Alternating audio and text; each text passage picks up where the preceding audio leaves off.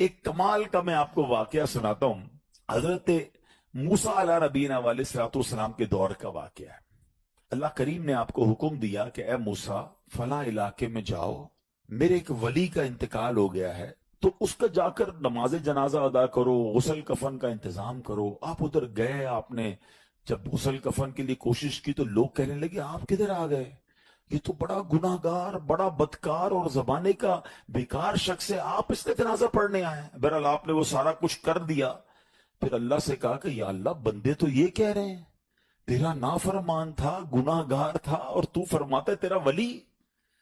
اللہ نے فرمایا موسیٰ بات یہ بندے سے بات تو صحیح کر رہے ہیں، یہ جو کہہ رہے ہیں نا یہ سب ٹھیک کہہ رہے ہیں، مگر بات یہ ہے کہ اس بندے نے مرنے سے پہلے جب اس کی وفات کا وقت قریب آیا نا تو 5 کلمات کے ذریعے اس نے مجھے پکارا.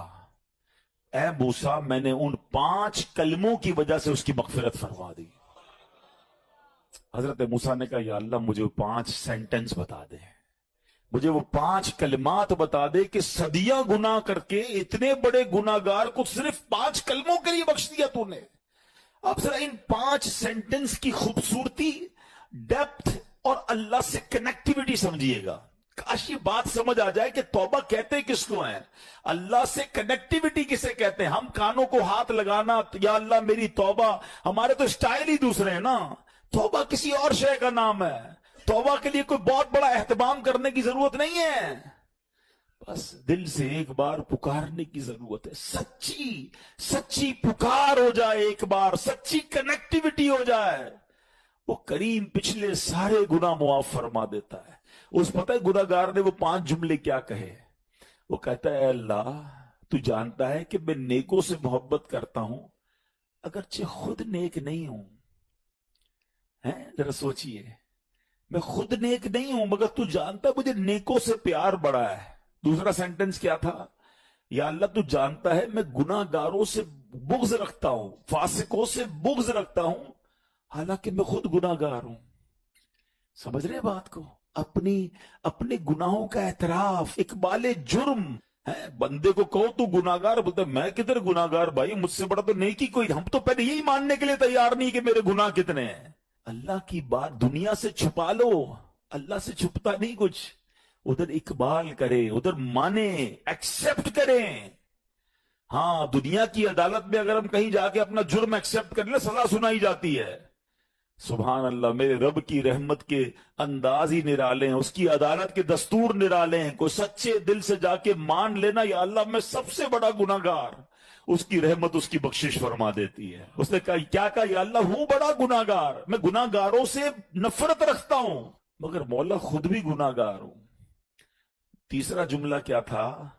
یا رب اگر مجھے معلوم ہو جائے نا کہ میرے جنت میں داخل ہونے سے تیری ملکیت میں کوئی کمی آ جائے گی تو پھر میں تیری جنت کا کبھی تجھ سے سوال نہیں کروں گا، کیونکہ مجھے پتا ہے تیری جنت بہت بڑی ہے. مجھے داخل کر کے تیرا کچھ بھی نہیں جانا، تیرا کچھ نہیں جانا، میرا بیڑا پار ہو جانا ہے. تو پھر میں تجھ سے کیوں نہ مانگوں؟ مجھے بخشنے میں تیرا کیا جائے گا؟ تو کریم، تیری جنت بہت بڑی، تیری رحمت بہت بڑی. تو یا اللہ مجھے اگر یہ معلوم ہو جائے کہ مجھے جنت میں داخل کرنے سے تیری ملکیت تھوڑی ہو جائے گی پھر میں جنت نہیں مانگوں گا. چوتھا سینٹنس کیا تھا؟ یا رب اگر مجھے معلوم ہو جائے کہ میرے جہنم میں داخل ہونے سے تیری ملکیت میں اضافہ ہو جائے گا تو میں جہنم سے تیری پناہ بھی نہیں مانگوں گا. اگر جہنم میں ڈالنے سے تیری ملکیت میں، تیرے ملک میں اضافہ ہو رہا ہے تو پھر مجھے ڈال دے جہنم میں راضی ہوں. مگر مجھے پتا ہے کہ مجھے جہنم میں ڈالنے سے تیری ملکیت میں کوئی اضافہ نہیں ہوگا. تو ویسے ہی مالک ہے، تو ویسے ہی خالق ہے، سب کچھ تیرا ہے. اور آخری جملہ سنیے، وہ کیا کہتا ہے؟ یا رب اگر تو مجھ پر رحم نہیں کرے گا تو پھر کون کرے گا؟ اگر اللہ رحم نہیں کرے گا تو کون کرے گا؟ آج اس کی رحم کی بھیک لینے تو آئے ہیں، آج اس کے کرم کی خیرات لینے تو آئے. ہم مانتے ہیں یا اللہ، ہم سب ایکسپٹ کرتے ہیں، ہم نے بہت گناہ کیے، ہم نے بہت خطائیں کی، لوگوں سے ڈر لگتا رہا کہ کوئی دیکھ نہ لے. مالک معلوم تھا تو دیکھ رہا ہے، پھر بھی ہم نے گناہ کیے. दरवाजे बंद करके गुनाह किए, लाइट ऑफ करके गुनाह किए, इलाके तब्दील करके गुनाह किए। हम सब मानते हैं मौला, मगर ये पता है हमें बख्श देगा तो तेरी रहमत में कमी नहीं आएगी, तेरा जाएगा कुछ नहीं। हम भी तेरे बंदे हैं, हम भी तेरे बंदे हैं, तेरे महबूब के उम्मती हैं मौला। तू रहम नहीं करेगा तो कौन रहम करेगा। मेरे आका फरमाते जिसने मुझ पर एक बार दुरूद पाक पढ़ा अल्लाह ताला उस पर 10 रहमतें नाजिल फरमाता है। फिर नबी पाक फरमाते वमन सल्ला अलैहि अशरन, जिसने मुझ पर 10 बार दुरूद पाक पढ़ा सल्लल्लाहु अलैहि मिअता, अल्लाह उस पर 100 रहमतें नाजिल फरमाता है। फिर आगे बड़ी प्यारी बात फरमाई वमन सल्ला अलैहि मिअतन, जो मुझ पर 100 बार दुरूद पाक पढ़े कतबल्लाहु बैना ऐनैहि, अल्लाह उसकी दोनों आंखों के दरमियान लिख देता है बराअतम मिनन निफाकी व बराअतम मिनन नार, कि ये बंदा दोजक की आग से और निफाक से बरी है, आजाद है। फिर आगे फरमाया व अस्कनहुल्लाहु यौमल क़ियामति मअश शुहदा, और इस बंदे को क़यामत के दिन शहीदों के साथ उठाया जाएगा। जरा गौर कीजिए, एक दुरूद पर 10 रहमतें। हम काम काज पर जाएं, खेतों में जाएं, अपनी नौकरी पर जाएं, घर से बाहर निकलें, स्कूल जाएं, और अगर दुरूद पढ़ते पढ़ते जाएं तो हर एक दुरूद पर 10 रहमतें मिलती हैं। अब आप चाहते हैं कि अल्लाह की रहमतें मेरे साथ रहें, मेरी हिफाजत रहे, मेरे साथ कोई मुश्किल ना हो, तो सुबह शाम दुरूद पाक पढ़ना है। और दुरूद पाक पढ़ना इतना मुश्किल नहीं है, बड़े आसान आसान दुरूद पाक हैं। मैं जैसे अभी पढ़ा रहा था, आप एक बार फिर मिलकर पढ़ लें। अस्सलातु वस्सलामु अलैका या रसूल अल्लाह, कितना आसान दुरूद पाक है, याद कर लें, पढ़ते रहा करें। अच्छा, फिर 100 बार पढ़ने वाले को क्या बताया? अल्लाह अल्लाह, उसकी आंखों के दरमियान यानी पेशानी पर लिख दिया जाएगा कि ये बंदा दोजक से भी बरी है, मुनाफिकत से भी बरी है, और इंशाअल्लाह कयामत के दिन शहीदों के साथ उठाया जाएगा। दुनिया का दस्तूर है मेरे बीचे इस्लामी भाइयों, काम थोड़ा करे ना तो मजदूरी थोड़ी मिलती है, काम मुश्किल करे, मेहनत ज्यादा करें तो फिर मजदूरी ज्यादा मिलती है। मगर अल्लाह की रहमत देखो, काम थोड़ा करो फिर भी बरकतें ज्यादा अता फरमाता है। 100 बार दुरूद पाक में कितनी देर लगती है? तस्बीह हाथ में लें, आधे घंटे में आपके 100 दुरूद पाक पूरे हो जाएंगे, शायद आधे घंटे से भी पहले पूरे हो जाएंगे। लेकिन नेकियां, अजर, सवाब, इनाम कितना ज्यादा है। हर दूसरे आदमी के हाथ में मोबाइल फोन है और घंटों मोबाइल पर लगे रहते हैं, अपना वक्त जाया करते हैं। ऐसा ना करें, ये जिंदगी एक ही बार मिलेगी, एक्स्ट्रा टाइम नहीं मिलेगा। इसी जिंदगी में आखिरत की तैयारी करनी है। जो मोबाइल का इस्तेमाल करते हैं ना, मेरी बात जल्दी समझ जाएंगे, हमारे मोबाइल पर एक कभी कभी मैसेज आता है कि आपका बैलेंस खत्म होने वाला है, पैसे डलवा लीजिए। आता है ना मैसेज। इंटरनेट अगर पैकेज लिया है तो फिर मैसेज आएगा कि इंटरनेट पैकेज खत्म होने वाला है, थोड़ा ही रह गया है, जल्दी से पैसे डलवा लीजिए। अब जिसके पास पैसे होते वो डलवा लेता है। लेकिन जिंदगी खत्म होने से पहले कोई मैसेज नहीं आएगा कि जनाब आपकी जिंदगी 1 महीना रह गई है, अब आखिरी 15 दिन है, तौबा कर लीजिए।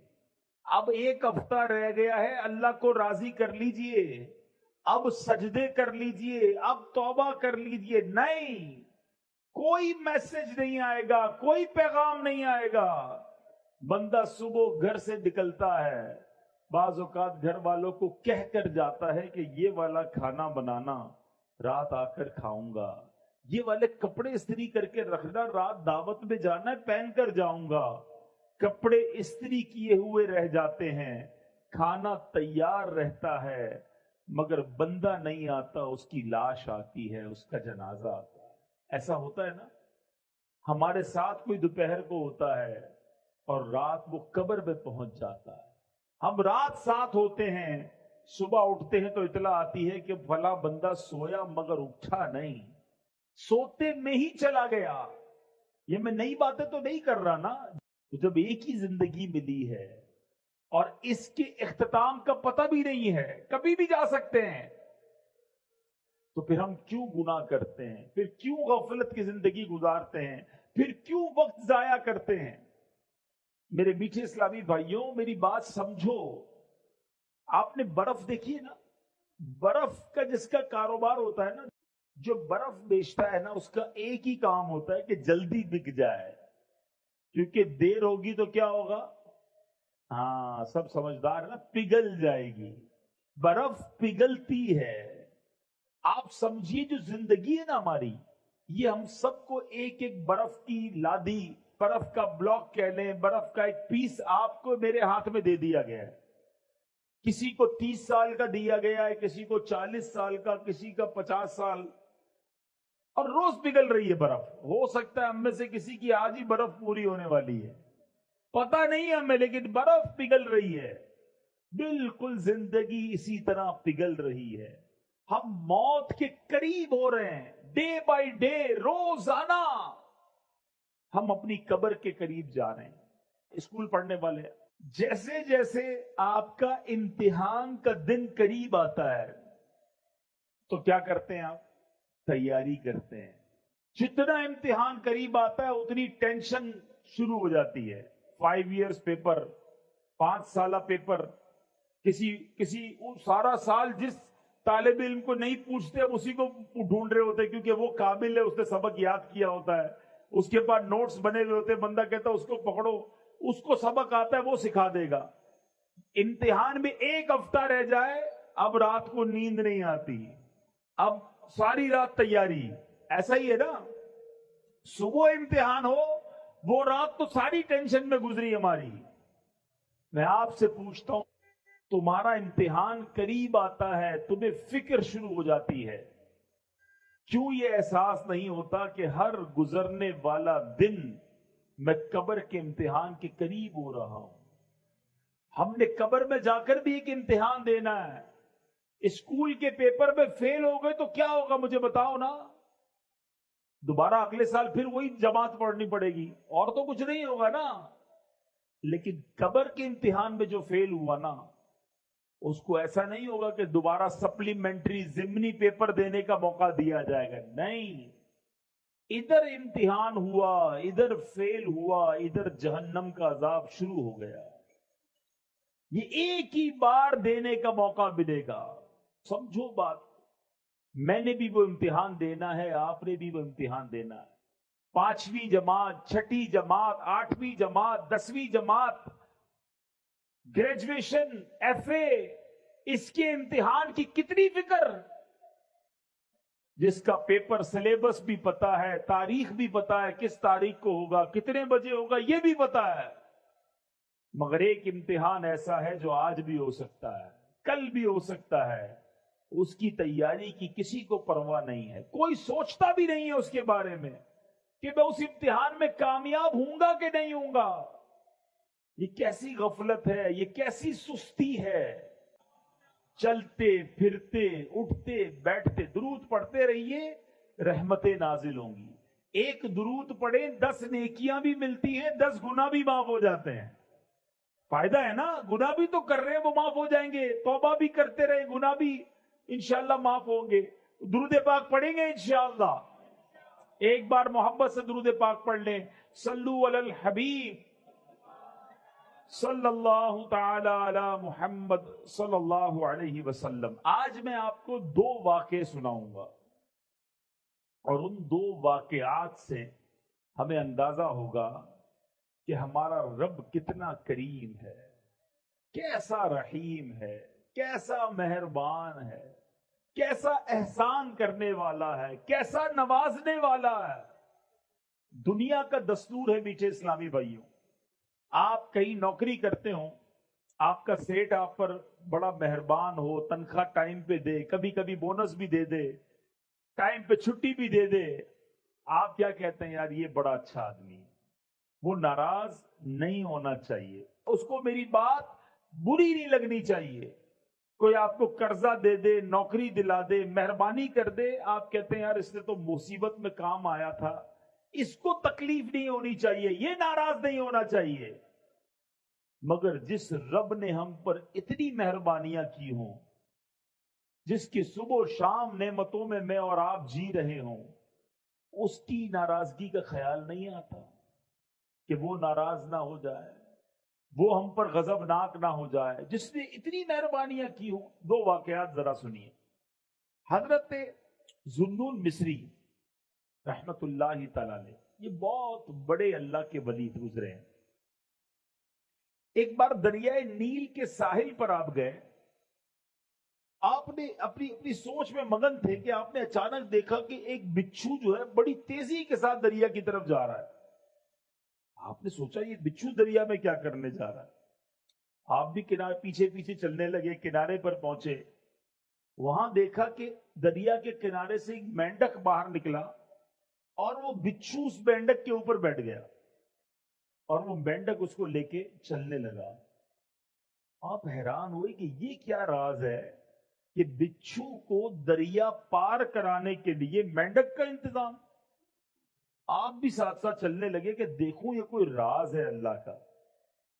دریا کنارے پہ مینڈک پہنچا، بچھو اتر گیا، اتر کر بچھو پھر جانے لگا۔ آپ بھی ساتھ ساتھ چلنے لگے۔ اب وہاں دیکھا کہ ایک درخت کے پاس جا کر وہ بچھو کھڑا ہو گیا۔ اس درخت کے نیچے ایک بندہ مدہوش شراب کے نشے میں دھت پڑا ہوا، بے ہوش، اور اس بے ہوش آدمی کو مارنے کے لیے ایک بڑا سانپ اپنا پھن پھیلائے تیار ہے کہ اب اس نے اس بے ہوش آدمی کو مار دینا ہے۔ اس بندے کو پتہ بھی نہیں وہ بے ہوش ہے۔ اتنے میں بچھو آیا اور اس نے تیزی کے ساتھ سانپ کو ڈنک مارا، سانپ اس ڈنک سے مر گیا، بچھو واپس چلا گیا۔ بندہ بے ہوش ہے، سانپ مارنے کے لیے آ گیا ہے، لیکن اللہ کا سسٹم نظام دیکھو کہ بچھو کو مینڈک نے دریا پار کرایا، آ کر سانپ کو مارا، واپس چلا گیا۔ آپ قریب گئے اس کو جگانے کے لیے تو اس کے منہ سے شراب کی بو آنے لگی۔ آپ حیران ہو گئے کہ یا اللہ یہ شرابی، اور اس کے لیے ایسی حفاظت، اس کے لیے ایسا نظام۔ اللہ اللہ اللہ اللہ۔ اب سورج غروب ہونے لگا تو وہ نوجوان، اس کی آنکھیں کھلی، وہ ہوش میں آیا۔ آپ نے جب سارا واقعہ اس کو سنایا، یہ سانپ جو مرا ہوا ہے یہ تجھے مارنے آیا تھا، اللہ نے تیرا کیسا انتظام کیا، اللہ نے تیری حفاظت کے لیے باقاعدہ ایک پورا سسٹم چلایا۔ اللہ اکبر اللہ اکبر۔ وہ شخص مٹی اٹھا کر اپنے ماتھے پر ملنے لگا کہ میں اتنا گناہ گار، اتنا خطا کار، رب کی اتنی نافرمانی کرنے والا، مگر وہ ذات گناہ گاروں کو اتنا نوازتی ہے تو جو نیکیاں کرتا ہوگا اللہ اسے کتنا نوازے گا۔ جو اللہ کا پسندیدہ بندہ بن جائے گا رب اسے کتنا نوازے گا۔ یہ کہہ کر وہ بندہ جنگلوں میں نکل گیا۔ اے میرے میٹھے اسلامی بھائیوں، اب کیا سیکھا اس واقعے سے؟ ایسا کریم ہے ہمارا مولا۔ آپ اور میں گناہ کتنے کرتے ہیں، کبھی سوچا ہم نے؟ آپ کی میری کوئی ایک بات نہ مانے، ذرا سنیے گا میری بات۔ آپ کسی کو کہیں ذرا بھائی یہ کام کر دو، وہ کہے میں تو نہیں کرتا۔ دوبارہ تھوڑے دنوں بعد کہ بھائی جان مہربانی ایک کام کر دو، وہ کہے میں نہیں کرتا۔